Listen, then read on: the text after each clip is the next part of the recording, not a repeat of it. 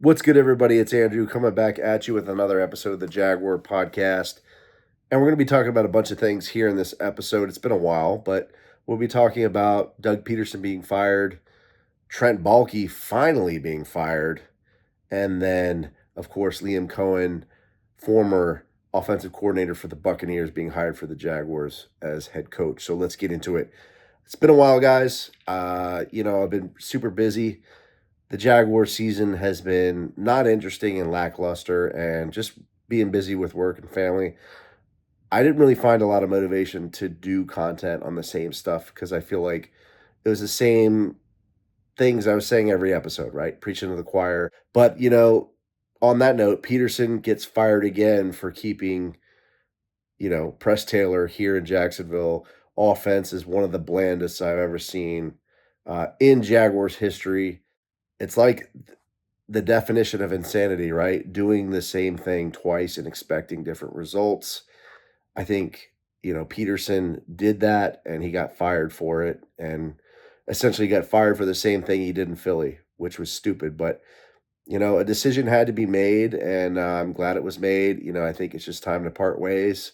It was kind of weird there after that. And then the Jags got into the the head coach kind of search, and Shad Khan held this kind of awkward press conference with Trent Baalke. And there's the awkward question of, hey, if Ben Johnson or a coach that you guys want, if they ask for a GM change, what are you going to do? He says it there that he'll make a change and get rid of Trent Baalke right there on the Zoom call. And then, of course, they lose out on a couple of head coaching candidates, mainly Aaron Glenn and Ben Johnson. After that, Shad finally pulls the trigger and fires Trent Baalke, which is good because Baalke has stunk it up since he's been here for a while. It was going all the way back to, I think, after they fired Dave Caldwell, so maybe 2020 to 2024, a long tenure, and not much to show for it. But they get Liam Coen finally. That was a bit of a show too. He was going to be the highest paid coordinator in NFL history, offensive coordinator. He went in there to Tampa Bay and really changed that offense. I think they were ranked in the low 20s for points and yards, I think, as an offense in 2023. And then he had them, I think, I think it was number 4 in yards and 3 in points scored, respectively. So, kudos to him and the Jags kind of